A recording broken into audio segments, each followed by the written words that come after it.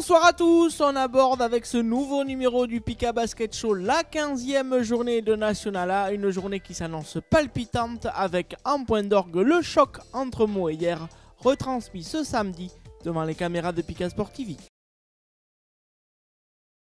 On a parfois un peu tendance à l'oublier, mais le basket fauteuil en France, ce n'est pas uniquement la National A. Alors profitons de ce vendredi soir pour faire le point sur les classements des National B et C, que l'on n'a que très peu souvent l'occasion d'évoquer dans cette émission.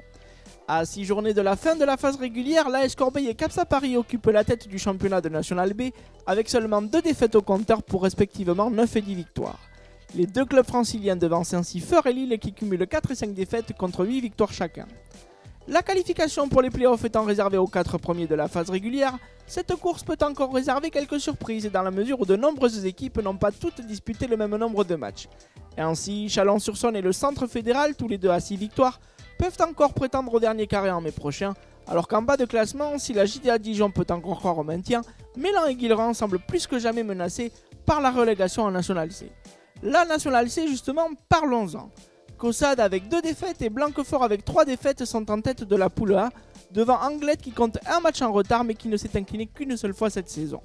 Juste derrière eux, on retrouve Saint-Herblain et Poitiers, alors que Montpellier et Niort occupent les 2 dernières places. Dans la poule B, Douai reste leader avec 10 victoires pour 0 défaites, devant Coudekerque qui ne s'est incliné qu'à 2 reprises cette saison. Le trio Berck-Cambrai-Creil campe en embuscade, juste devant Besançon et Gravelines, alors qu'Amiens ferme la marche avec seulement un succès en 10 matchs. L'événement marquant de la 15e journée de National A de basket fauteuil se situera donc du côté de Meaux où les champions de France en titre reçoivent hier le leader du championnat. Invaincus jusqu'à présent, les Varois voudront à la fois préserver leur invincibilité et confirmer leur succès acquis lors du match aller en octobre dernier. Les Meldois, toujours diminués par l'absence d'Audrey Caillol, espèrent bien toutefois être les premiers à faire chuter le leader cette saison. Parmi les autres rencontres à suivre ce samedi, on notera aussi la confrontation entre Toulouse et Le Puy-en-Velay qui aura lieu dans la Ville Rose. Les joueurs du TIC qui restent sur un gros revers à hier doivent impérativement l'emporter s'ils veulent conserver l'espoir de disputer les playoffs cette année, mais comme leurs adversaires du jour partagent la même ambition, on peut s'attendre à un choc de titans samedi soir en Haute-Garonne. Dans le bas du tableau, les Lyonnais de Lucas Demarié face à Lannion et Strasbourg qui accueille Gennevilliers n'auront plus le droit à l'erreur dans la course au maintien contre des équipes qui les avaient difficilement battus au match aller. Enfin, le Canet qui reçoit Saint-Avold et Marseille face à Bordeaux partiront tous les deux favoris en ayant l'avantage de jouer à domicile. Toutefois, en l'absence de leur américain Patterson, les Phocéens devront se méfier des Girondins qui ne s'étaient inclinés que de 3 points au match aller. Les superlatifs manquent pour juger le parcours de hier en championnat, toujours invaincu et présentant des statistiques collectives ou individuelles affolantes, à l'image du pistolero Nicolas Joinser, les Varois n'ont jamais tremblé jusqu'ici et le Final Four leur est déjà acquis. Mais Jérôme Mignani se veut prudent. S'il est ravi de voir son groupe évoluer à un tel niveau d'excellence, rien ne lui garantit le succès en fin de saison, face aux incertitudes des matchs couperets et des adversaires déterminés pour faire chuter l'équipe à battre. A commencer par Meaux ce week-end, concurrent direct au classement pour un duel de prétendants. Rencontre avec Jérôme Mignani, le coach de hier, au discours posé et réaliste, notre invité cette semaine dans le Pika Basket Show. À savoir que nous, donc, on a 0 défaite, le Canet a qu'une défaite, Meaux a que 2 défaites. Donc pour l'instant, le classement, il n'est pas figé parce qu'en supposant que samedi, on perd à Meaux, on aura donc une défaite. Il ne faut pas oublier qu'après, donc, on va au Canet. On peut perdre aussi au Canet et on peut se retrouver donc à 2 défaites.